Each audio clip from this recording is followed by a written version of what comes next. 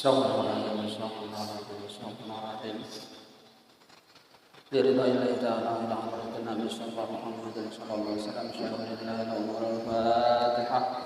Alhamdulillah alhamdulillah. Ya Allah musta'an.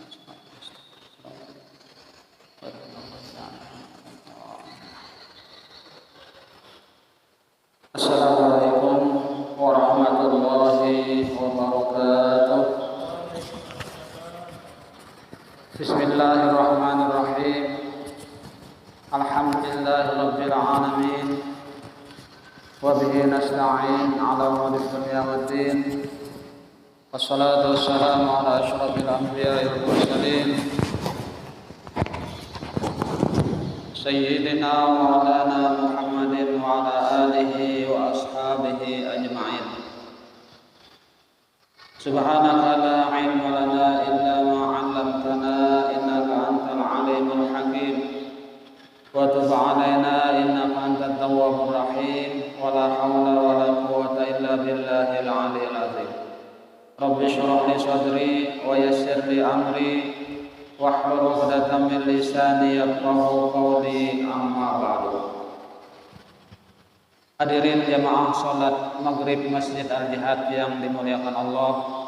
Pertama-tama terlebih dahulu marilah kita sama-sama memanjatkan puji dan syukur kita kehadirat Allah Subhanahu wa taala, karena dengan limpahan rahmat, karunia, taufik dan hidayahnya juala kembali kita pada malam hari ini, malam Ahad, kita dapat melanjutkan pelajaran kita tentang kajian ilmu fikih kitab Syamil Al-Mu'tadin yang dikarang oleh Syekh Muhammad Arsyad Al-Banjari Datuk Kalampayan. Salawat serta salam semoga pula senantiasa tercurah pada junjungan SAW, kepada keluarga beliau, sahabat beliau, dan orang-orang yang senantiasa mengikuti jejak langkah beliau ila yaumil qiyamah.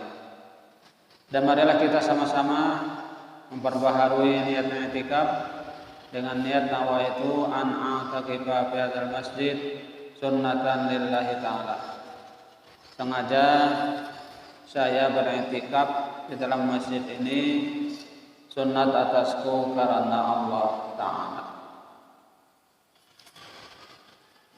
Hadirin jamaah sholat maghrib Masjid Al-Jihad yang dimuliakan Allah, baik kita akan melanjutkan pelajaran kita tentang masalah waktu-waktu sholat. Kemarin kita membahas. Qala al-mu'allif rahimahullahu ta'ala wa nafa'ana bihi wa bi'ulumihi fid dharain amin. Makruh ngobrol sesudah mengerjakan sholat isya karena diterangkan dalam hadis yang diriwayatkan oleh Imam Bukhari dan Muslim bahwa Rasulullah tidak menyenanginya, dan karena ngobrol yang kebiasaannya tidurnya tertunda sehingga luputlah mengerjakan sholat tahajud.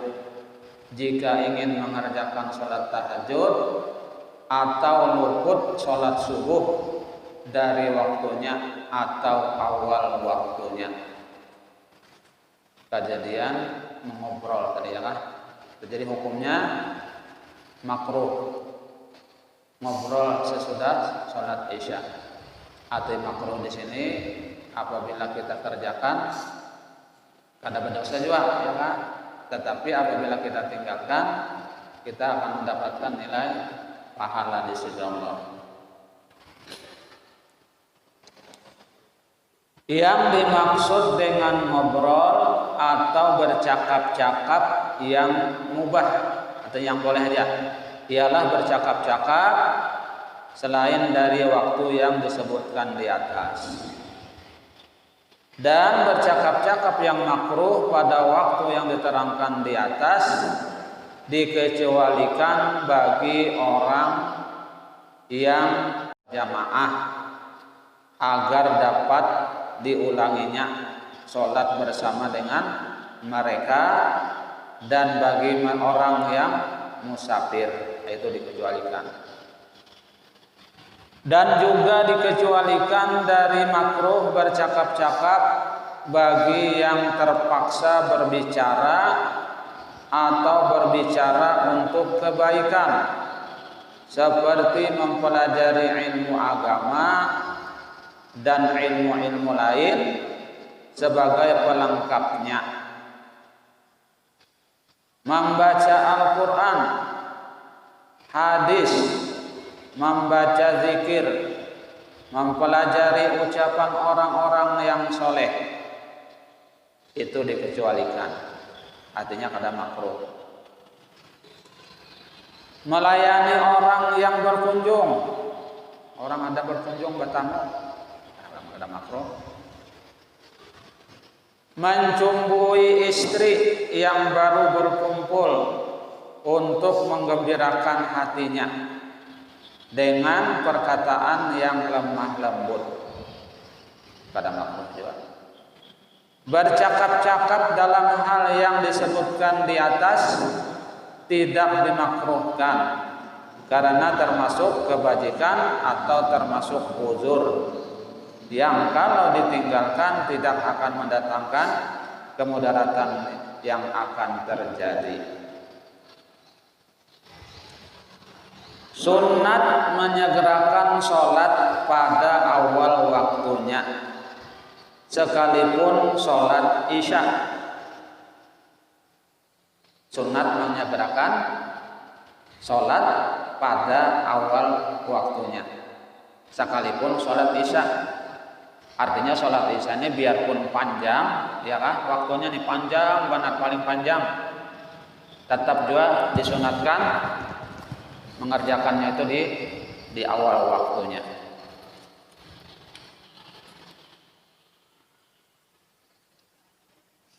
Yang seperti itu termasuk dalam perbuatan memelihara sholat yang diperintahkan dalam firman Allah yang berbunyi hafizu 'alas sholawati, yang artinya peliharalah semua sholatmu, artinya dijaga supaya jangan waktu.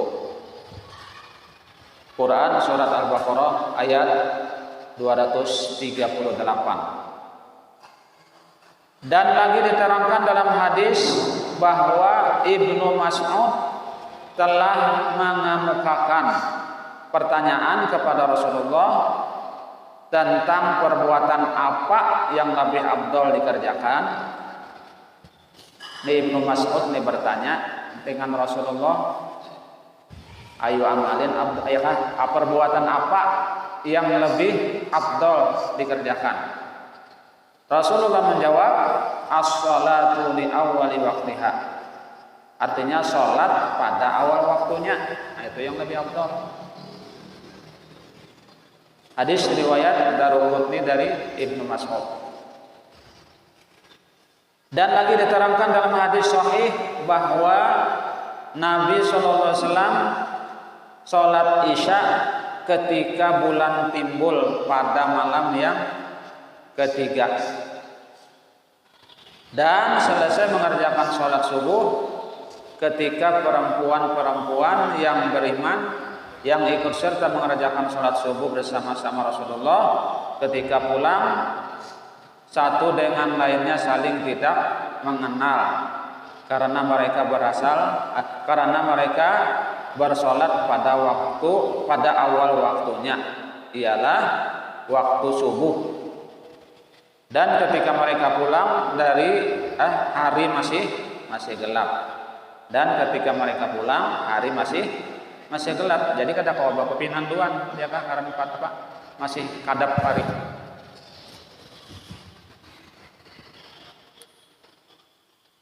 Dianggap menyegerakan sholat dengan mengerjakan apa saja yang ada kaitannya dengan sholat pada waktu-waktunya, seperti bersuci, menutup aurat, azan dan iqamat. Nah, itu termasuk dianggap menyegerakan sholat.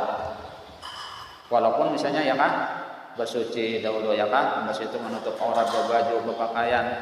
Nah, hanya azan dan iqamat. Dan tidak dibebankan menyegerakan bersegera menurut ukuran kebiasaan masing-masing. Dimaafkan kepadanya melambatkan sedikit karena yang ringan, umpamanya berbicara dengan singkat, makan beberapa suap untuk memantapkan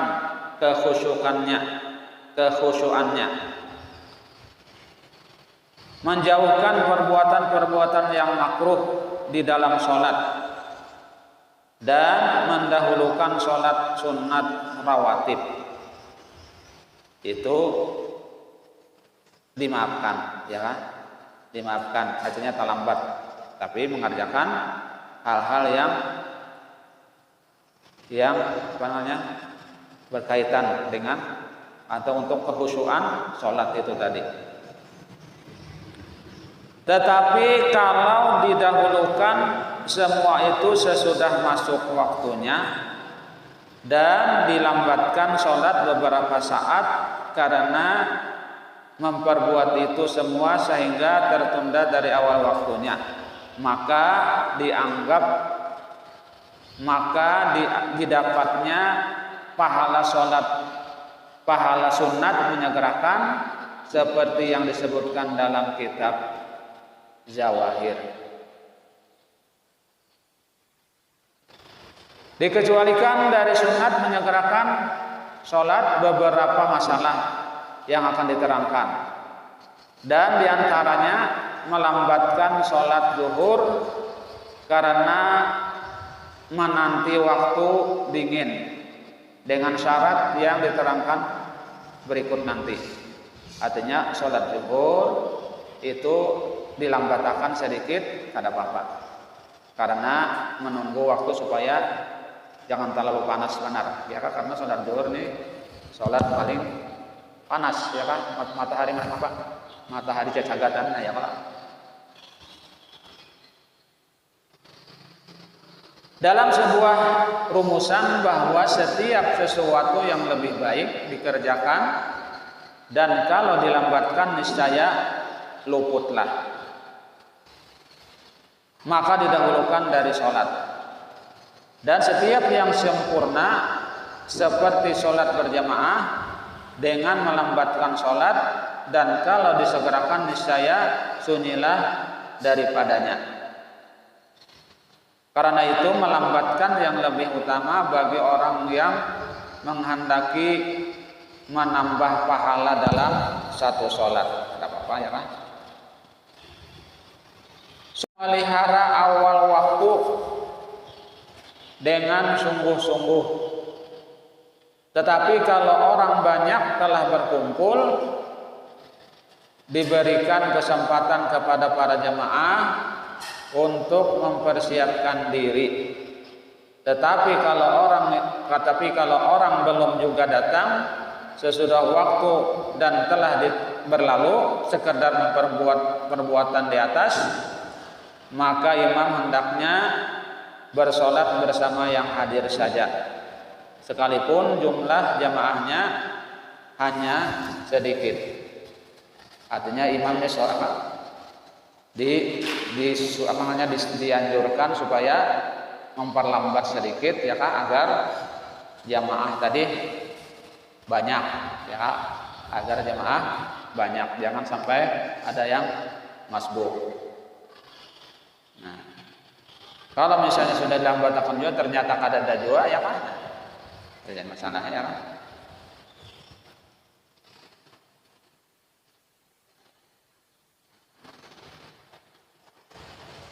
Karena itu melambatkan yang lebih utama bagi orang yang menghendaki menambah pahala di dalam. Karena bersolat berjamaah dengan jumlah sedikit pada awal waktu lebih utama dari solat dengan jamaah yang banyak pada akhir waktu. Solat berjamaah di awal waktu walaupun orangnya sedikit, ya kan, lebih baik daripada, lebih utama daripada solat berjamaah banyak orangnya tapi di akhir waktu. Di akhir, ya. Dan pada saat itu imam jangan menantikan seorang jua pun, sekalipun orang bangsawan atau orang yang alim. Kalau imam menantikan mereka itu hukumnya makruh. Karena itulah dikala Nabi Shallallahu Alaihi Wasallam terlambat dari kebiasaan, maka para sahabat melaksanakan sholat tanpa menantinya. Pada ketika itu Abu Bakar tampil menjadi imam dan sesekali Abdurrahman bin Auf, dan tidak beberapa lama barulah Nabi Shallallahu Alaihi Wasallam datang dan beliau bersolat di belakang kedua imam tadi. Nabi SAW membenarkan tindakan kedua sahabat. Tidak ada seorang sahabat juga pun yang mengingkarinya. Jadi kada usah bertungguan dari kita, ya kan? Lebih baik sholat di awal waktu daripada di akhir waktu. Sunat melakukan sholat zuhur dari awal waktunya ketika hari sangat panas di negeri yang beriklim panas sampai kelihatan naungan, agar orang yang ingin bersolat berjamaah dapat menghadirinya.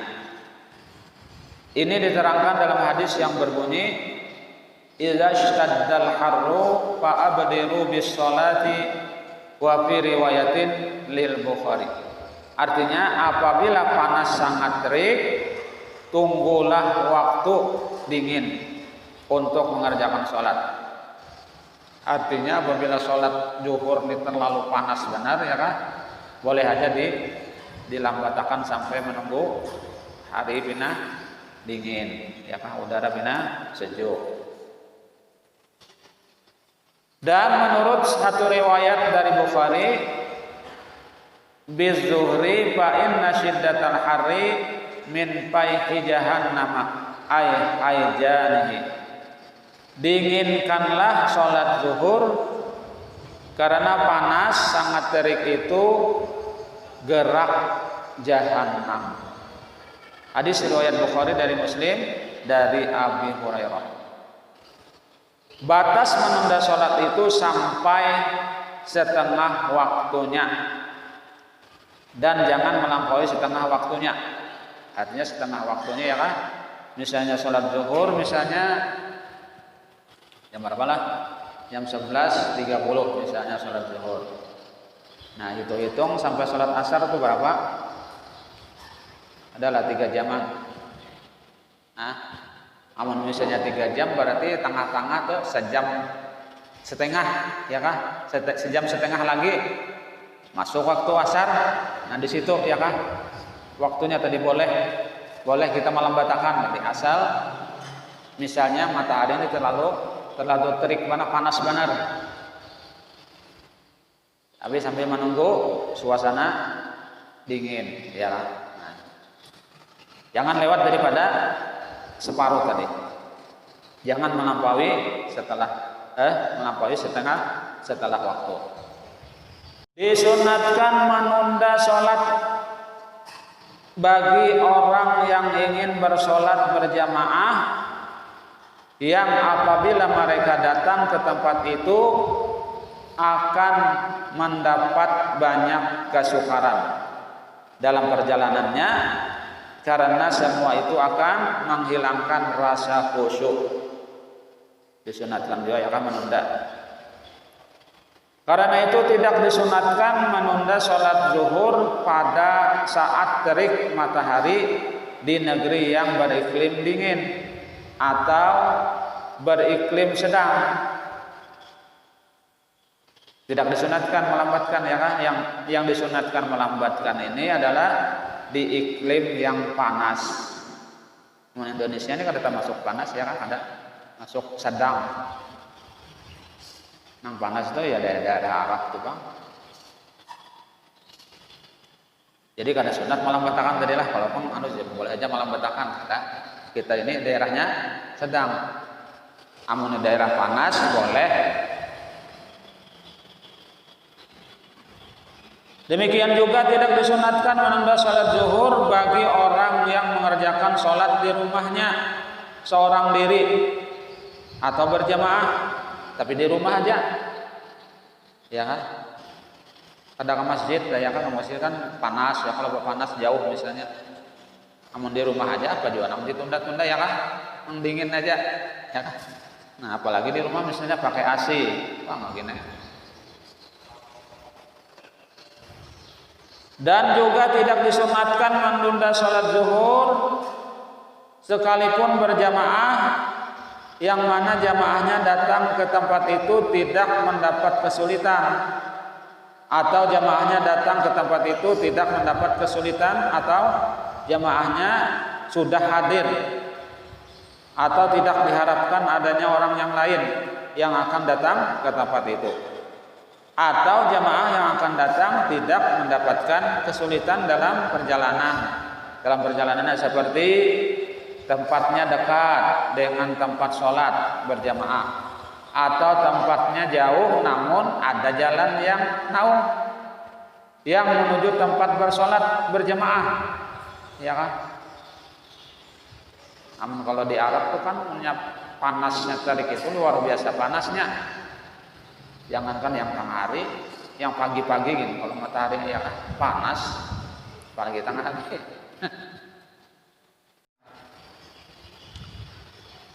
Tetapi imam yang bertempat tinggal di tempat sholat berjamaah sunat menunda sholat zuhur, sunat menunda sholat zuhurnya karena mengikuti keadaan jamaahnya.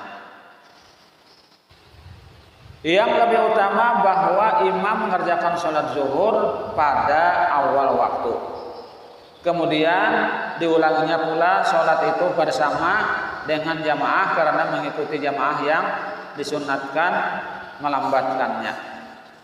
Boleh dia kan?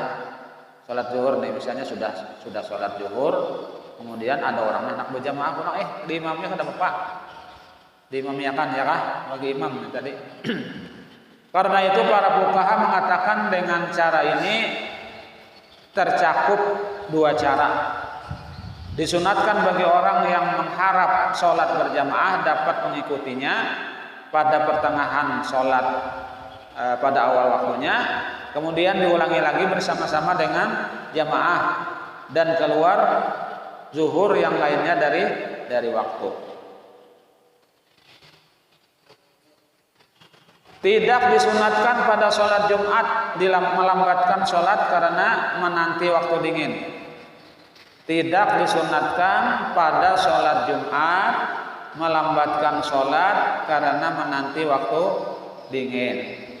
Karena pada hari Jumat diperintahkan bersegera ke masjid semenjak waktu pagi. Karena itu terhindar dari panas terik. Tetapi sunat melambatkannya bagi orang yang bersolat yang bertelanjang, yang yakin bahwa akan mendapat penutup aurat pada akhir waktu. Jadi kalau orang yang kada ada pakaian lagi ya kan sunat melambatkannya, ya kan sampai menunggu pakaian tadi ada ya kan bertelanjang misalnya sholat di awal waktu tapi bertelanjang, ya kan? Nah lebih baik dilambatkan sampai akhir waktu ya kan, tapi ada kesan menutup aurat tadi pakaian. Karena bersolat pada akhir waktu dengan menutup aurat lebih baik dari bersolat dalam keadaan bertelanjang pada awal waktu. Sunat melambatkan sholat bagi orang yang yakin atau diduganya bahwa ia akan bersolat berjamaah pada akhir waktu sekira sekedar melaksanakan sholat. Sunat juga ya kan melambatkan sholat tadi bagi orang yang yakin. Ini misalnya di awal waktu kada ada orang berjamaah lagi, ya kan? Masjid misalnya kuat, ya kan? Kada ada orangnya lagi, tapi di akhir waktu kena ada orang berjamaah, nah itu sunat melambatkan. Asal bujur-bujur ada yang berjamaah tadi ya kan? Di akhir waktu. Kalau memang ada di awal waktu berjamaah itu lebih bagus lagi ya kan? Lebih bagus lagi. Sunat melambatkan sholat karena udara mendung atau yang serupa itu, sehingga karena mendung itu tidak diketahui masuk waktu sampai yakin bahwa telah tiba dengan dipercaya atau sampai takut akan terluput dari waktunya. Rupanya mendung ini kadang kelihatan lalu ya kan, kayak misalnya kita musim asap tuh kan, kada kelihatan lalu matahari. Itu bagi orang yang sholatnya melihat matahari ya kan. Namun kita pakai jam sudah melihat aja jam, ya kada perlu lagi lah menambah tangan ya kan, karena jam sudah ada aja ya kan. Kayak kayong bahari sholat itu pakai matahari, melihat matahari. Oh sampai mana sudah matahari, namun kada kelihatan lalu kayak apa, jam kada ada. Paksa karena dulu ya kan, betunda ya kan, menunda sampai jelas tadi waktu sudah sampai. Siapa yang serakaat sahalatnya, siapa yang serakaat sholatnya dianggap sholat tunai, dan jika seluruhnya berada di luar waktu maka dianggap sholat qadha, baik ditunda karena sesuatu uzur atau seperti diterangkan oleh Rasulullah sallallahu alaihi wasallam, man adraka raqatan minas sholati faqad adraka sholata. Artinya barang siapa yang mendapat sarakaat dari sholat di dalam waktunya maksudnya, maka sesungguhnya ia telah mendapatkan sholat itu seluruhnya. Hadis riwayat Bukhari dari Muslim dari Abi Hurairah. Dapat dipahami dari kandungan hadis di atas bahwa siapa yang tidak mendapat sarakaat di dalam waktu tidak mendapat sholat tunai, karena itu sholat menjadi sholat qadha. Rupanya ada yang berpendapat ya kan, ada yang berpendapat bahwa apabila sholat tadi sarakaat aja dapatnya, bas itu nang rakaat yang lain tak keluar, lalu ujarnya itu sholat qadha. Nah, jadi hadis ini menangkal pendapat itu tadi.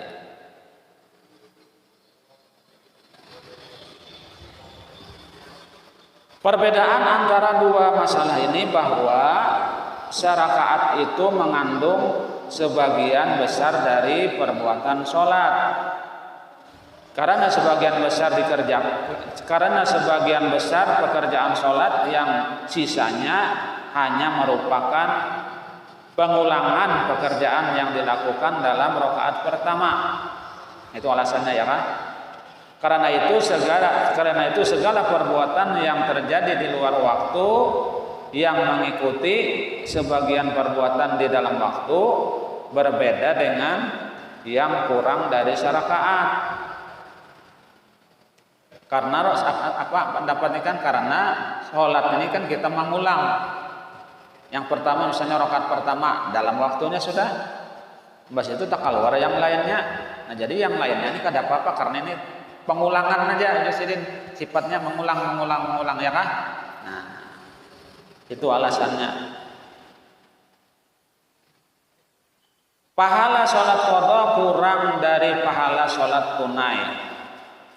Peristiwa kalau penundaan itu dikarenakan kesengajaan, maka haramlah menunda sholat hingga sebagian sholat jatuh di luar waktu, sekalipun hanya salamnya yang pertama atau jatuh di luar waktu, sekalipun Jarsidin hanya salamnya yang pertama jatuh di luar waktu.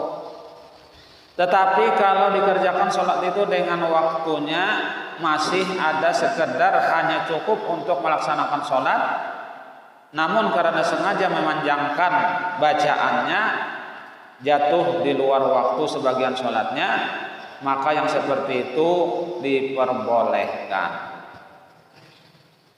Ini misalnya orang sholat panjang benar misalnya, tapi sama orang antong lah sholat sendirian, namun sholat berimaman panjangan bulikan orang belakang, ya lah bulik. Jadi misalnya sholat sendirian lalu panjang mana membawa ayat sampai tak keluar pada waktunya, itu kada apa-apa ya kan, karena ini panjang mah membaca ayat. Misalnya rakaat pertama misalnya surat Al-Baqarah, habis itu surat kedua Ali Imran, tak keluar deh waktunya ya kan, karena surat Al-Baqarah itu panjang benar, itu kada apa-apa. Dipahami dari dua masalah di atas bahwa qadha tidak mesti berdosa dan sholat yang tunai tidak mesti tidak berdosa, karena di dalam sholat tunai terdapat dosa seperti dalam masalah pertama, dan terkadang di dalam sholat qadha tidak terdapat dosa seperti dalam masalah yang kedua tadi. Nah, kira-kira sampai di sini dulu yang dapat ulun sampaikan. Mudah-mudahan sedikit banyak ada manfaatnya, dan mudah-mudahan Allah Subhanahu wa taala mengampuni segala dosa-dosa kita, dosa kedua orang tua kita, guru-guru kita, keluarga kita, jalan datang kaum muslimin dan muslimat, dan mudah-mudahan Allah Subhanahu wa taala mengampunkan hajat kita, bi hajat dunia ataupun hajat akhirat, dan mudah-mudahan Allah Subhanahu wa taala mematikan kita dalam keadaan husnul khatimah, husnul khatimah, husnul khatimah. Amin amin ya rabbal alamin. Demikian yang dapat sampaikan, mohon maaf apabila ada kekurangan dan kekeliruan. Billahi taufiq wal hidayah. Wassalamualaikum warahmatullahi wabarakatuh.